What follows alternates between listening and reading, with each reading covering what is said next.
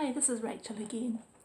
In my last video I spoke a little bit about Scientology and some of the similarities between that organisation and the Jehovah's Witnesses organisation.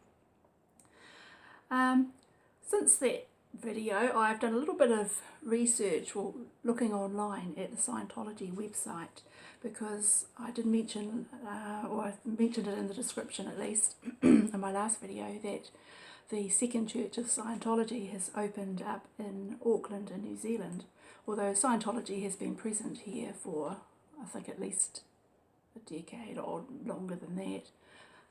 Still there's only just over 300 Scientologists here.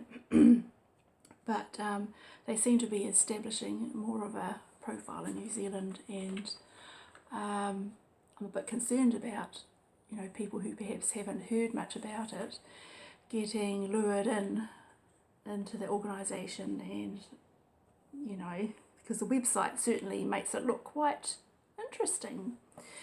JW.org has got a run for its money there. Yeah, it's quite a well laid out website.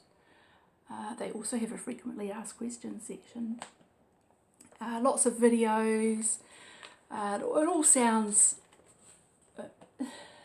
if you forget about Ron Hubbard and his, being a science fiction writer and coming up with his Dianetics business, and forget about the fact that perhaps there isn't any scientific backup behind his claims of what Dianetics can achieve. The courses that they offer people on like improving their marriage relationship and being more assertive, they're all quite good objectives really, and I can see people might be drawn to that, especially if they've been dissatisfied perhaps with churches and other forms of therapy. And it was interesting looking through the website. The language that they use seemed fairly moderate and reasonable, and professional. Certainly didn't ring a lot of alarm bells until you get to the frequently asked question about suppressive persons. I found this kind of quite amusing, and the big red flag goes up. So the question was, what is a suppressive person? So I'd like to read to you what they say, and just take note of the kind of over-the-top language that they use. I'll probably stop and comment a little bit through it. It says, a suppressive person is a person who seeks to suppress other people in their vicinity. A suppressive person will goof up or vilify any effort to help anybody, and particularly knife with violence anything calculated to make human beings more powerful or more intelligent. The language here is kind of strange. The person will goof up. I mean, that's a colloquialism, isn't it? It's not exactly a word that you would use professionally. And then they would vilify any effort to help anybody, and particularly knife with violence anything calculated to make human beings more powerful or more intelligent. Knife with violence? I mean, who on earth says things like that? You get this impression in your mind of some knife-wielding crazy maniac running around. I think of that picture. There was a movie. I can't even remember what it was called. But with some guy. I can't remember his name. Sorry. Sort of with a knife. It seems ridiculous. Going on. The suppressive person is also known as the antisocial personality. Within this category, one finds Napoleon, Hitler, the unrepentant killer, and the drug lord. Wow. But if such are easily spotted, if only from the bodies they leave in their wake, antisocial personalities also commonly exist in current life and also often go undetected. So the suppressive person is put into the same category as Napoleon, Hitler, an unrepentant killer, a murderer, and a drug lord. Okay, these suppressive people must be pretty bad. The basic reason the suppressive person behaves as he or she does lies in a hidden terror of others. To such a person, every other being is an enemy to be covertly or overtly destroyed. The fixation is that survival itself depends on keeping others down or keeping people ignorant. If anyone were to promise to make others stronger or brighter, the suppressive person would suffer the utmost agony. This is so over the top, isn't it? Because of this, the suppressive person seeks to upset, continuously undermine, spread bad news about, and denigrate betterment activities and groups. Thus, the antisocial personality is also against what Scientology is about, helping people become more able in improving conditions in society. Oh, isn't that nice? As anyone can think of many examples of a suppressive person, this concept is not limited to Scientology. No, we know that. However, when such a person is connected to Scientology, for the good of the church and the individuals in it, such a person is officially labelled a suppressive person so that others will know not to associate with them. Okay, so here comes an interesting bit, how one can be declared a suppressive person.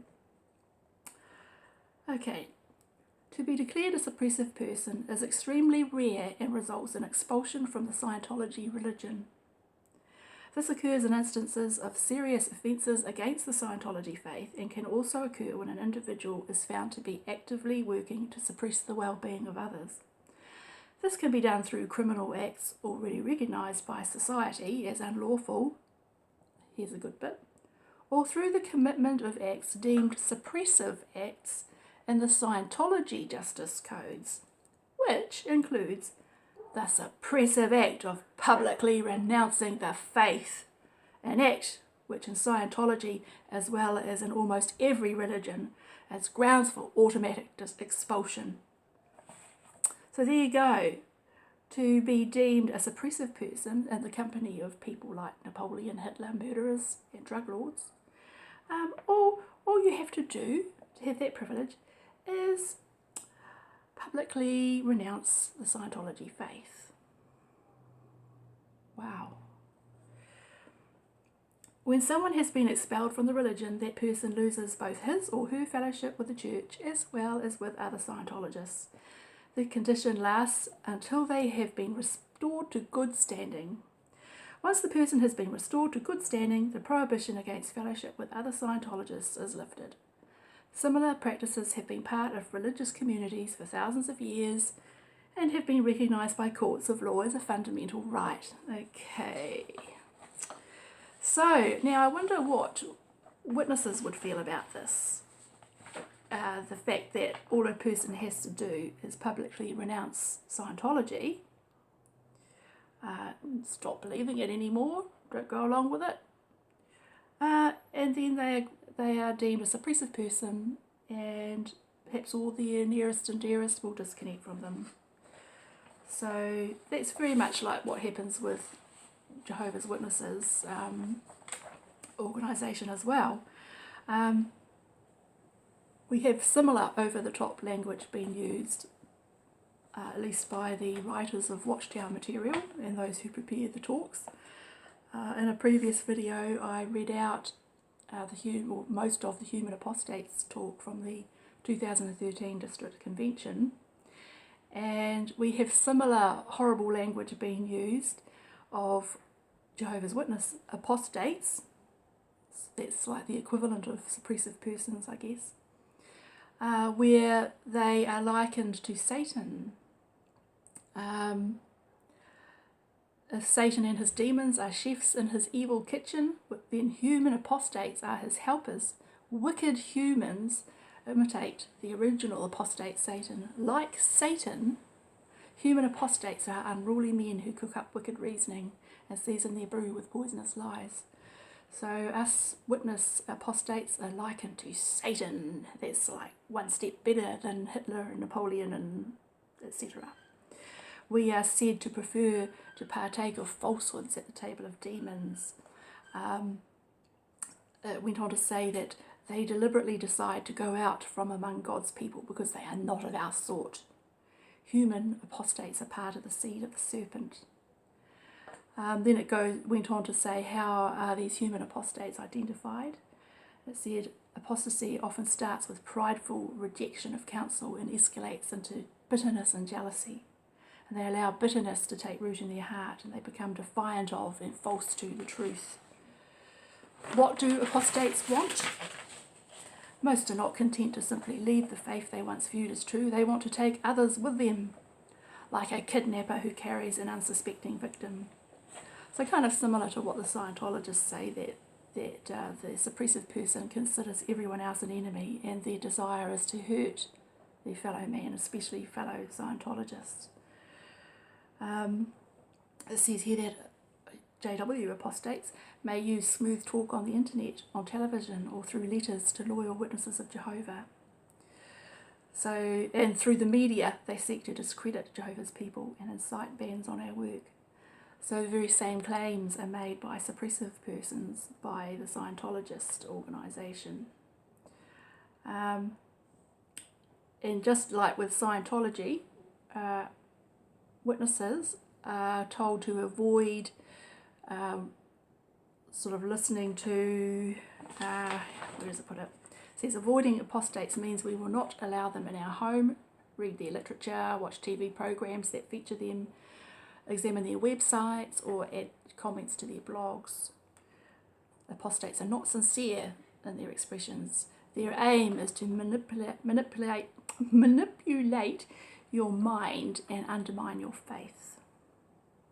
Avoid apostates just as we would avoid a person who was infected with a deadly contagious disease. They are part of the Antichrist. They are liars and deceivers out to destroy your relationship with Jehovah God and his Son, Christ Jesus. So very similar tactics used by Scientology and JW.org. Very over the top, and I think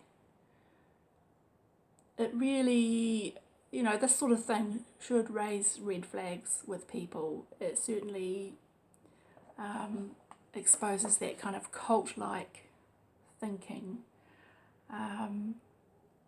which is common in all cults. So anyway, I just found this very interesting and wanted to share it, and no doubt I will find lots more interesting little things on the Scientology website. It's very polished, lots of videos, and the real big PR thing, just like the Witnesses website. And on the surface it all looks very benign and nice. But yeah, if you get in deeper, you find there's some seriously concerning things. Okay, that's it from me for now. Bye.